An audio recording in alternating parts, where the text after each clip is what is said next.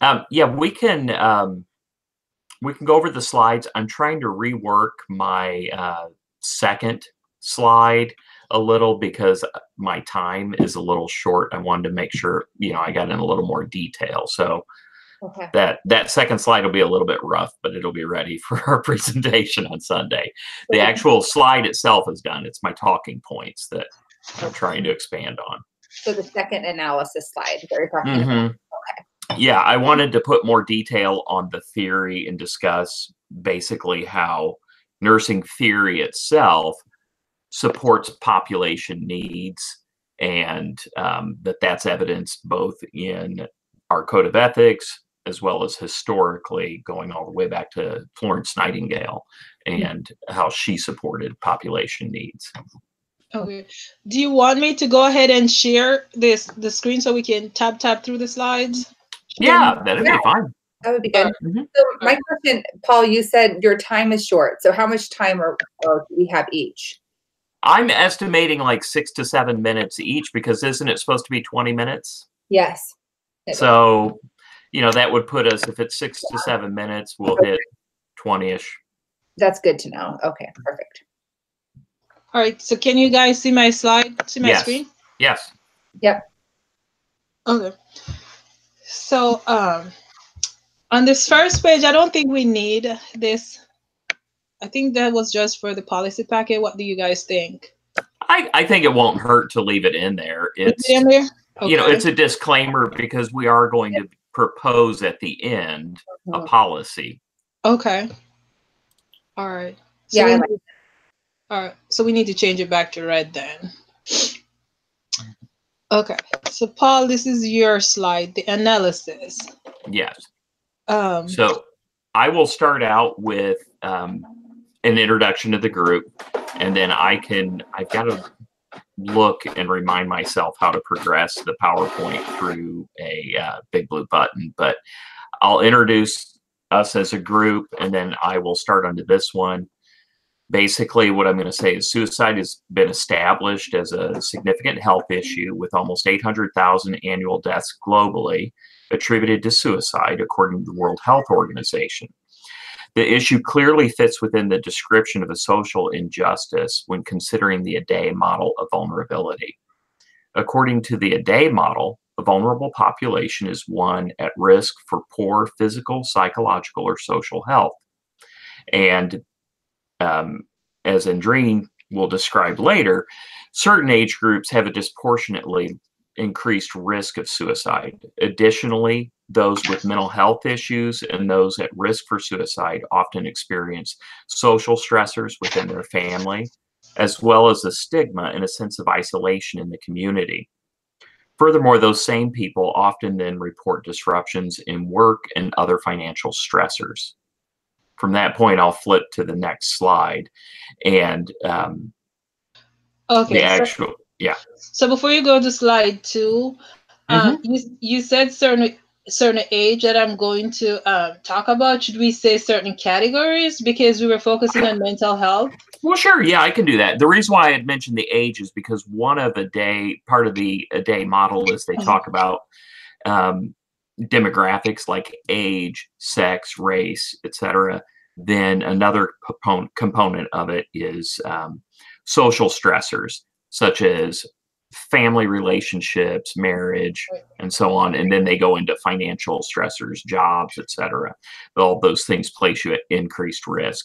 And I had noticed on the first demographic slide that you have on prevalence and cost, one of the big things was that teenagers, the second leading cause of death for them. So that's why I had mentioned that, but we can change it. How did you originally describe it? Right. Don't change it as yet, because maybe I can change mine to age.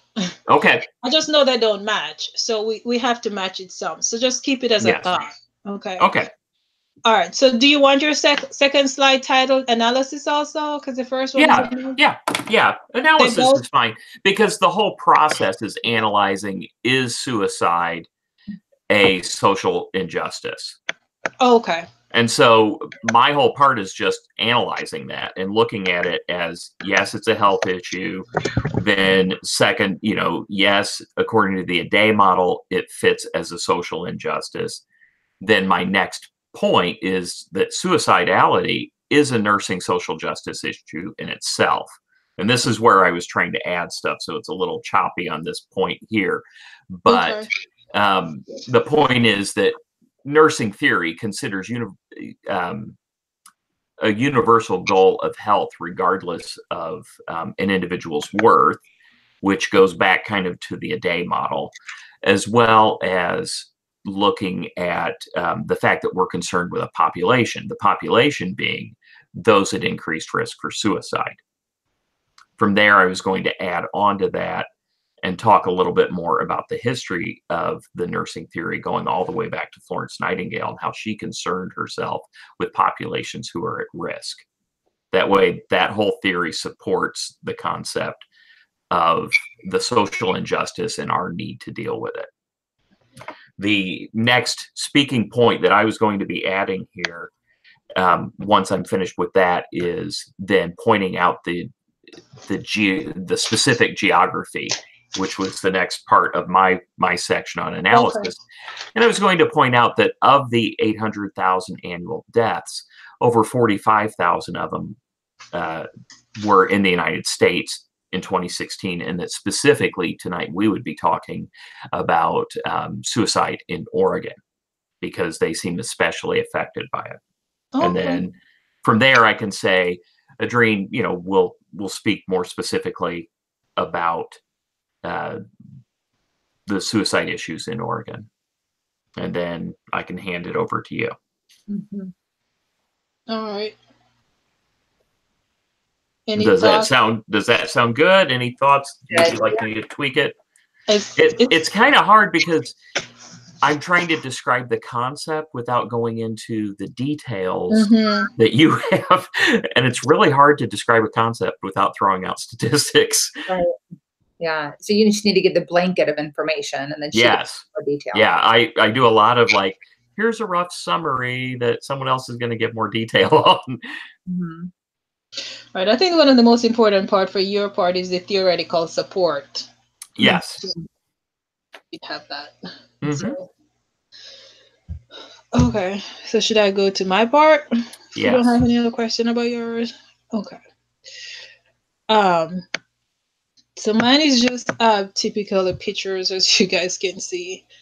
So I did upload my talking points. So should I read it, or how do you guys want to do it? Should I go ahead and read it? Sure. It's up to you. Okay. Sure. I'm not going to read it like how I'm going to present it, but I'll just read it regular.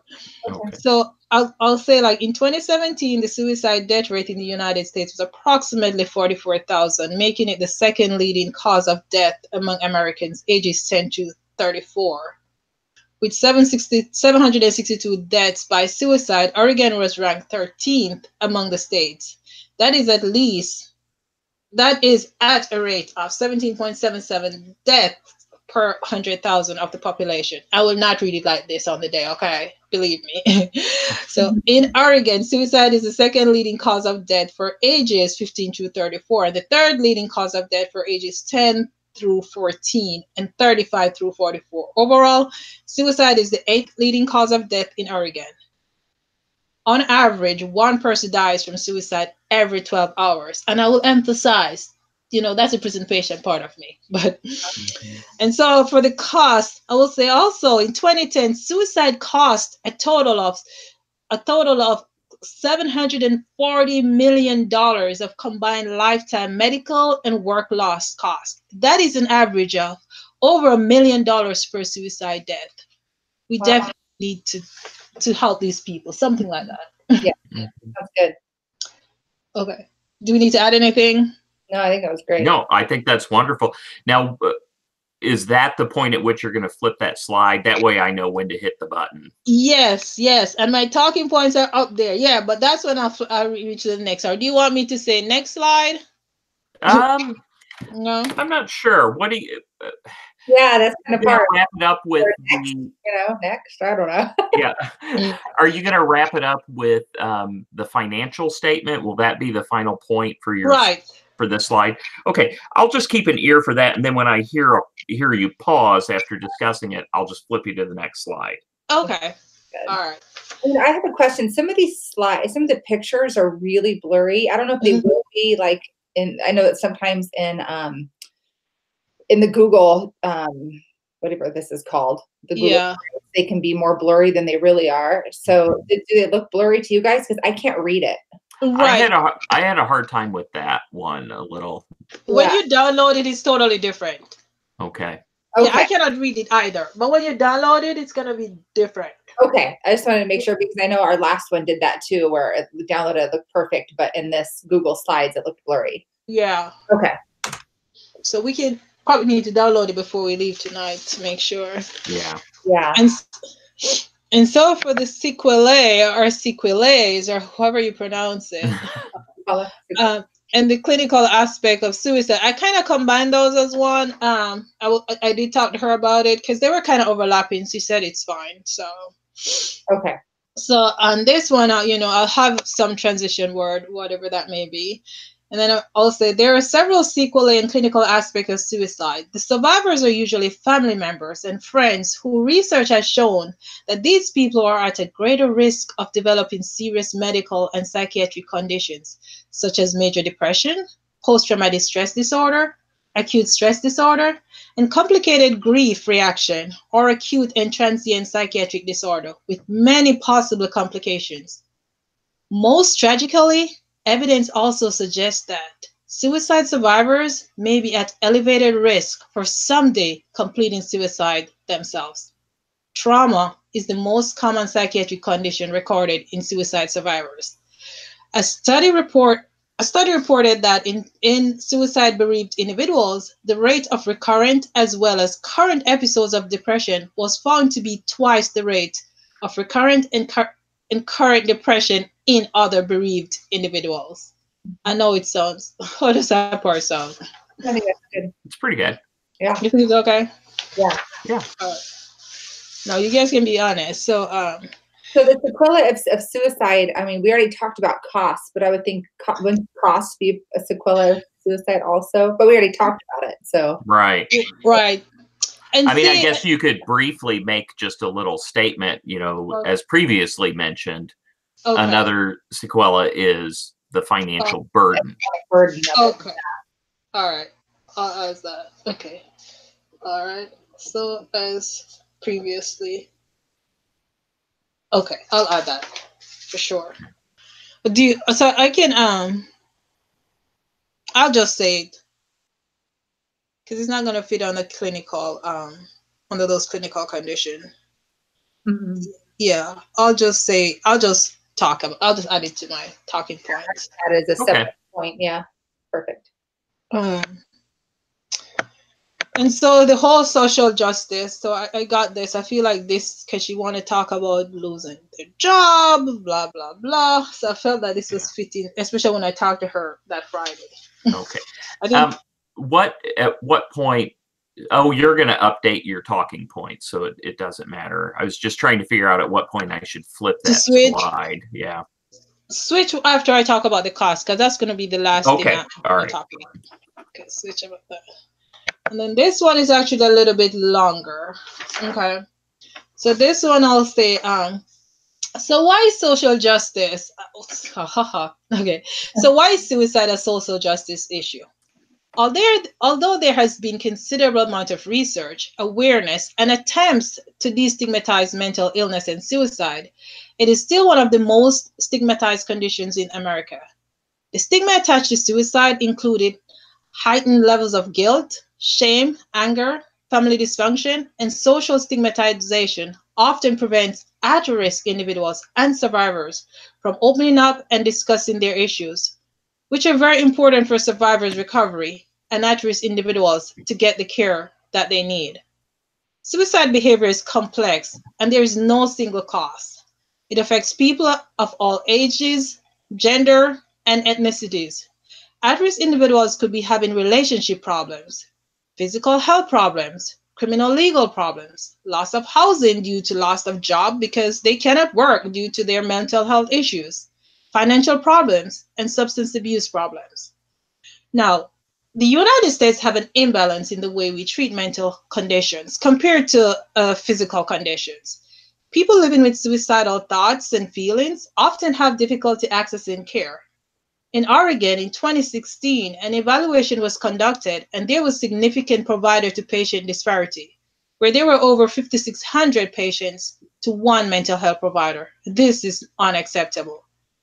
Because one of the main risk factors for suicide is mental health issues such as bipolar, depression, and substance abuse disorder, nearly 90% of all suicide are associated with a diagnosable mental condition.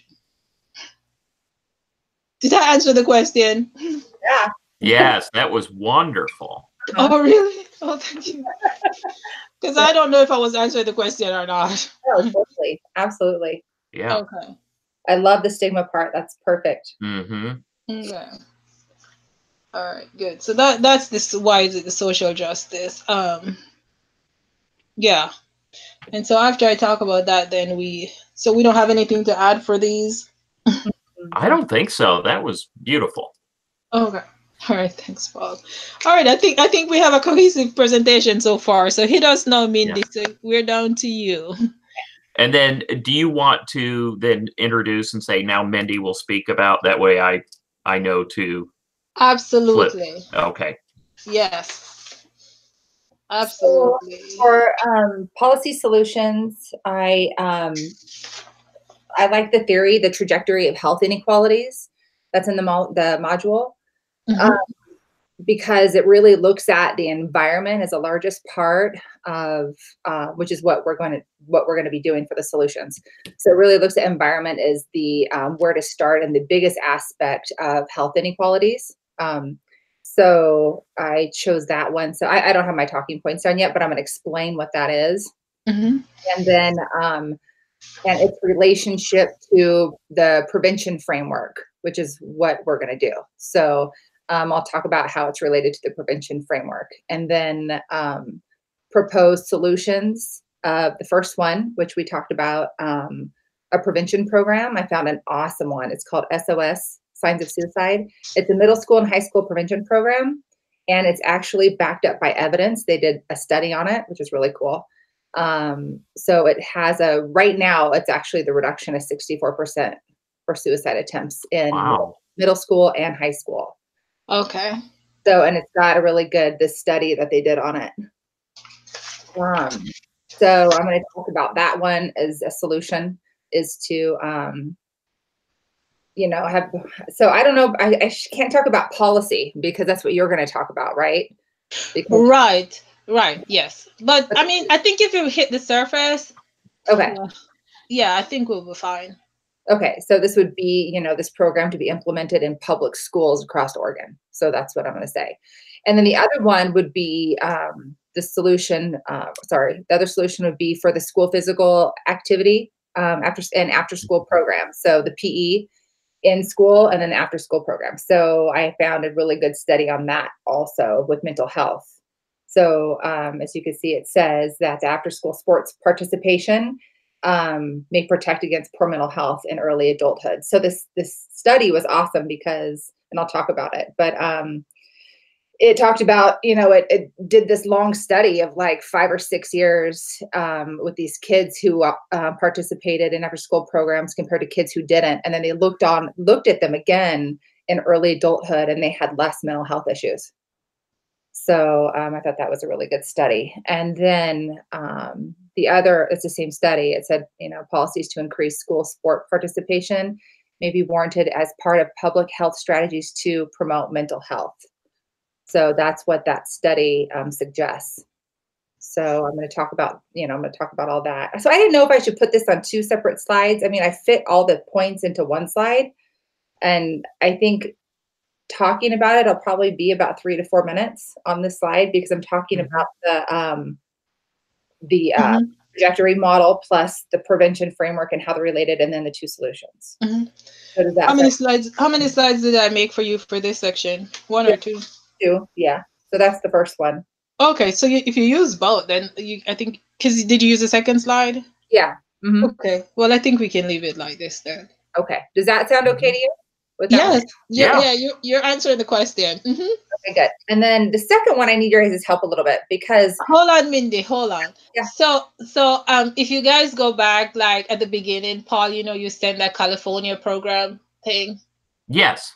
So now that Mindy uses SOS, so I'm gonna have to change mine to this SOS. Right? Implementation of prevention in school. I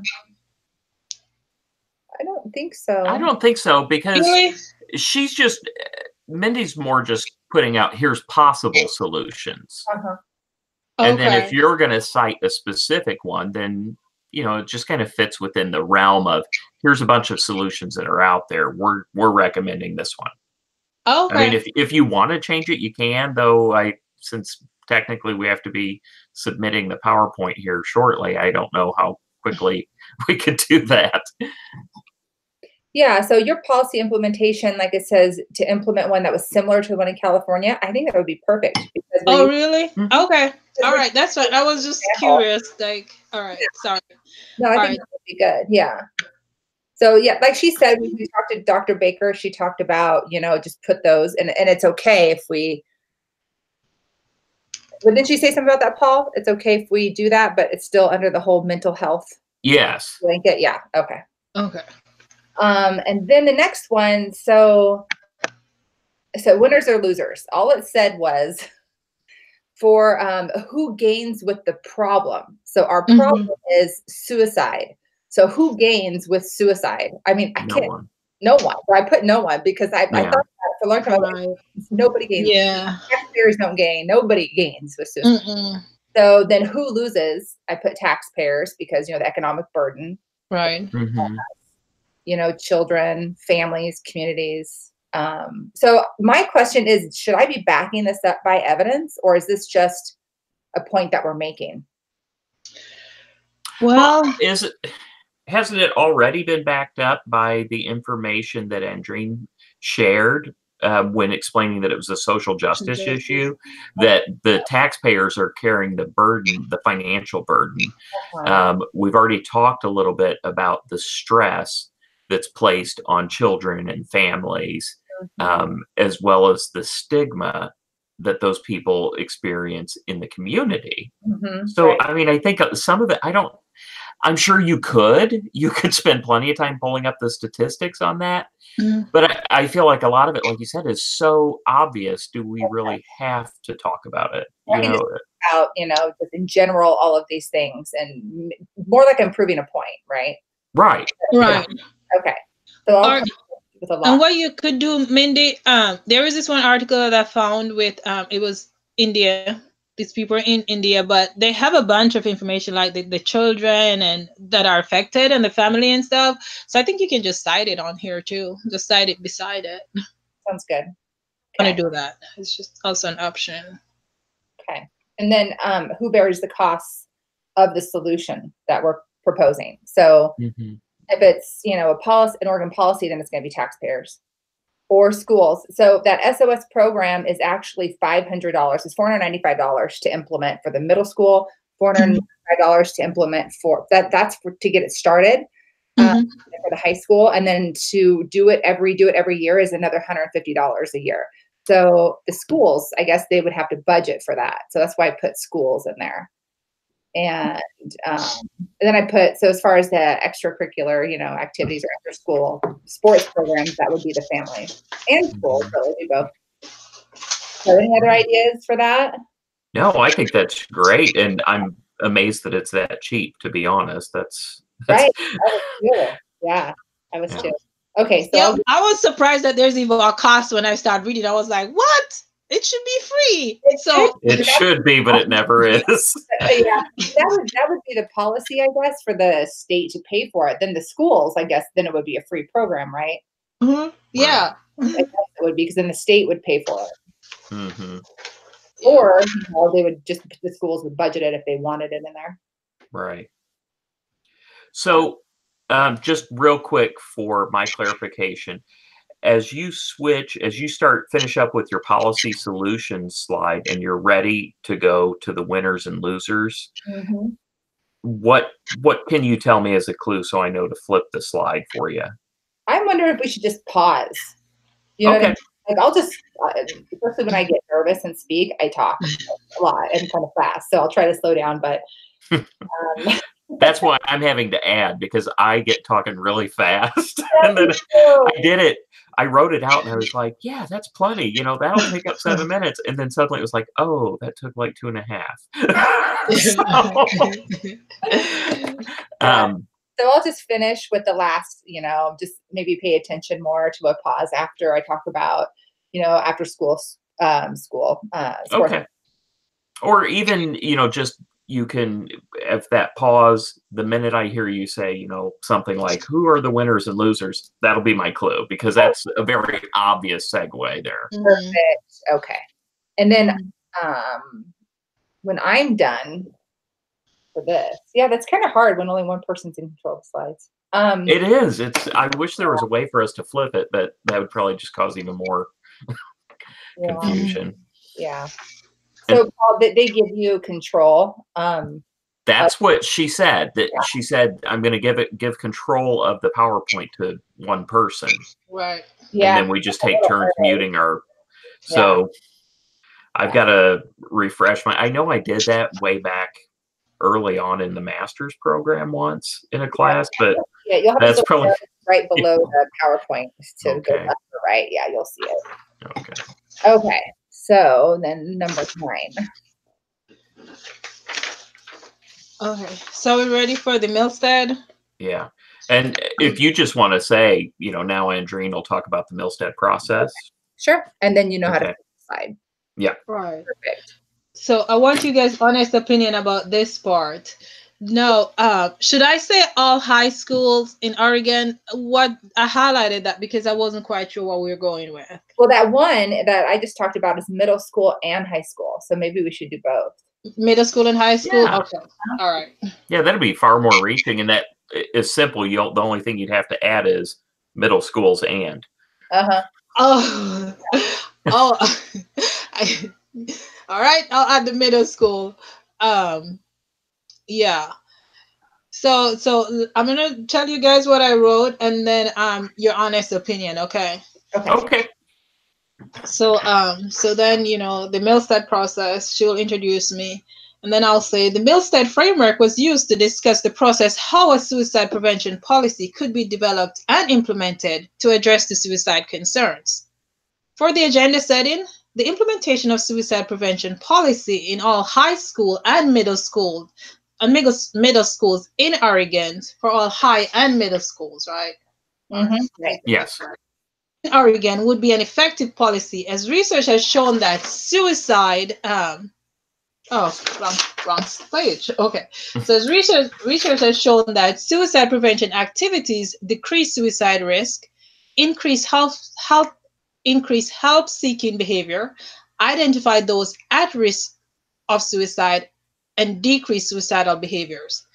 The school superintendent, the State Department of Education, school-employed mental health professionals such as school counselors, psychologists, social workers, and nurses, school administrators, head of the Parents-Teachers Association, and local health agency, law enforcement, and community organization should advocate for the introduction of a bill that mandates all high and middle schools to implement a suicide program. Is that too much? Should I take some of those people? No, because that's part of the Milstead process that you have to list all of the people who would be pursuing this. No, I think I wonder if you should add to that though, like you just said, for prevention program and after school sports programs. Okay. Oh yeah. Prevention programs and after school sports program. Okay, sports programs. Yeah. Okay, so does that mean I need to change my I don't think so. I think your slide's fine still. Are we still in agenda? Yeah, I believe so, yeah. Okay, so it's still in the agenda, so we can add. Okay, so I just need to thread the after school programs throughout it. Mm-hmm. Okay. Yeah, sports, after school sports programs. Yeah. Do you want me to read it, or are you guys okay? No, I think I'm good. yeah, we know you're going to add it. Okay. All right. So so for the advocacy, this is the government response, and I didn't write a lot at this section, so tell me what you think. A successful agenda setting and advocacy from mental health professionals and school administrators may lead to the support of local lawmakers, such as state representatives, who can introduce a suicide prevention bill to the state Senate. The school district will receive grants from the state to implement the policy. And that's all I found about the whole grant thing. What do you guys think? Do you think that's good for government response? Yep. I think Yeah. Okay. Mm-hmm. I know when I spoke to her that Friday, she was like, okay, so they're going to get the grant, but what do they have to do in return to get the grant? And how I didn't find anything on the California website. It just said that they will get grants to implement. So in return, they would probably want this it to be measured so they know it's working, right? Right. Mm-hmm. Okay. So you think that's fine with the government response? I think so. I think the government will pay for it as long as they know it's working. So I think the process just needs to be measured. Okay. And I think I put it down in the evaluation. Yeah, you did. So with the implementation process, so this is the implementation. So with the implementation process the implementation process would imitate a similar policy that was implemented in California during calendar year 2017 and 2018. The policy is based on research and best practices in suicide prevention. The process requires that Oregon Department of Education develop and maintain a model policy to serve as a guide for local educational agencies. The implementation would include workshops to familiarize the school leaders with the requirements of the suicide prevention policy. Staff will be available to assist the schools with strategic planning of how to meet the requirements, which includes staff training, assessment, and intervention. There would be a follow-up workshops and meeting that would include training activities to engage the school community and provide context for why they're being asked to do this. There would be a process in place to ensure that all pertinent staff and students are trained in suicide awareness and prevention. On an annual basis, schools will be required to report to the state. I think that's perfect. You know what? Great. Under that program, that SOS program, it actually has a disclaimer on there saying almost exactly what you just said, that prior to implementing the program, all staff has to be trained in suicide prevention, like what happens if they do have a suicide. So they all have to be trained in that first before implementing the policy. Okay. Oh, great. Program. So actually that was perfect. Okay. All right. You know, sometimes I do stuff and I don't really know if I'm answering the question or not. Yeah. So it is the truth. Yeah. So for the evaluation, I guess you just really need a process and an outcome measure when I talk with her. Right. So I don't know. So for an evaluation, so also an evaluation whether schools who accepted the funding actually developed the program will be an effective process measure. As an outcome measure, since it is expected that as an outcome measure, since it is expected that with proper education and implementation of this statewide suicide policy, which mandates suicide prevention program in high and middle schools, would lead to a decrease in suicide rate in the long run. So this is another way I can put this, because this sentence was kind of jumbled to me.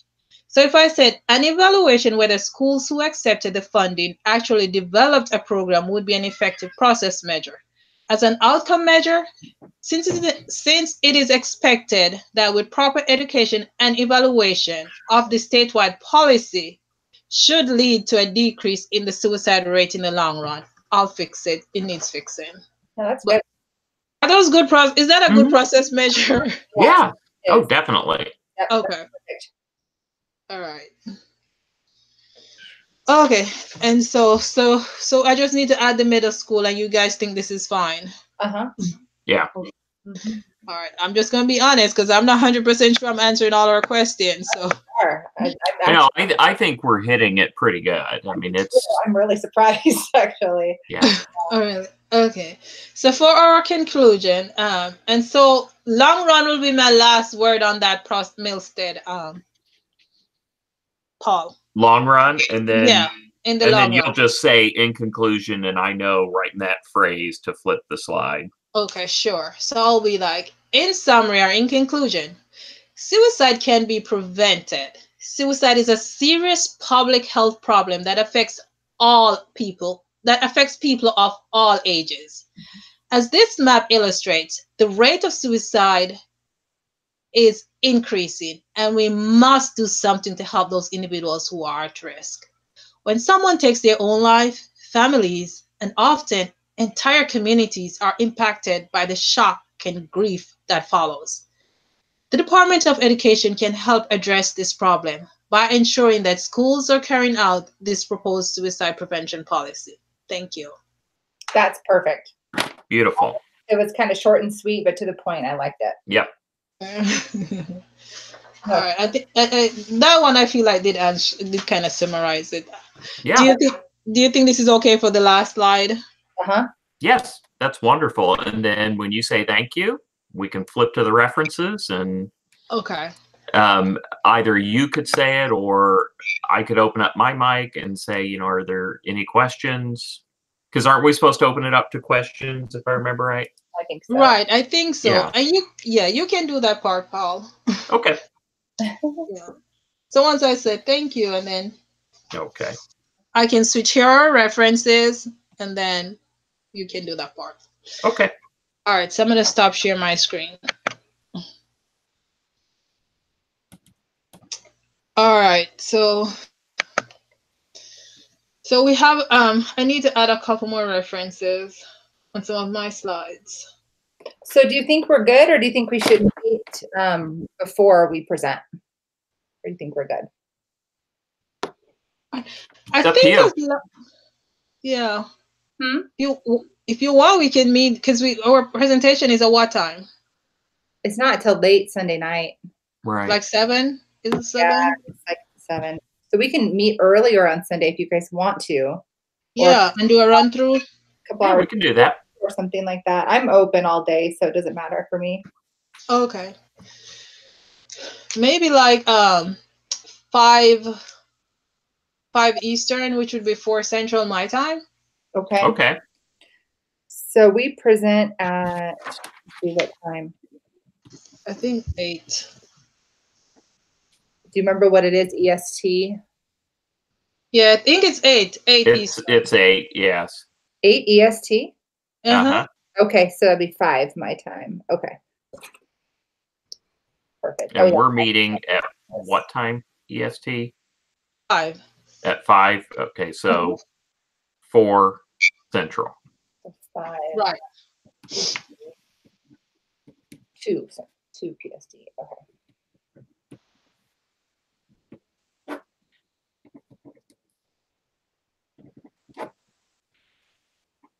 All right.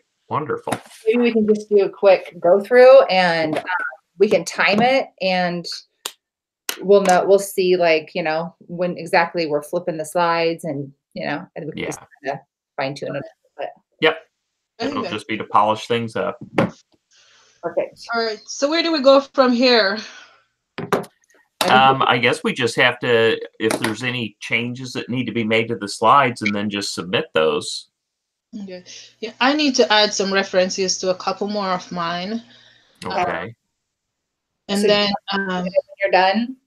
Do you want me to submit it? Yeah, whenever you're done, you can submit it if you want to. I don't have to add any more. Okay. Yeah, and I'm good with mine. Okay, so I can download. So I'm gonna add the references, download it, and kind of just clean it up a little bit. Make sure it's organized, and then submit it. Mm-hmm. Okay, so I don't need to wait on you guys to say, "Oh, I need to add nothing." It's done. No, okay. I think it looks okay. There's a couple of tiny. No, I don't want to do that. A couple of tiny changes I'm making to mine. Like I was inconsistent on some of my bullet points. I put a period at the end, and some I didn't. But I've just fixed all that. Oh, okay. All right. Sounds good. I just need to get my papers in order. All right, and so Sunday we'll meet at 5. So do we all need to submit? We probably all need to submit it, right? Or is it just one person? I don't remember. No, either. So maybe, would you want to just let us know when you're done, Andreen? We should probably just all submit it, huh? Yeah. So I'll send you an email. Okay. I'll just send it to you in an email. Okay. Perfect. All right. Thank you. Okay. You're welcome. So do you want me to wait until I hear a response before I submit it, or just go ahead and submit it and send it to you guys? I would just wait, submit it, and then send it to us, and then we can turn it in tonight. And okay. Yeah. All right. Sounds good. Give me about 2 hours or so, and I should be get it done. Okay. Wonderful. All right, you guys. Well, we'll see you Sunday at 5 p.m. EST. So we'll do a quick run through. Okay. Okay. Sounds good. Thank you guys. Have a blessed night. Okay. Thank you. You're welcome. Bye. Bye.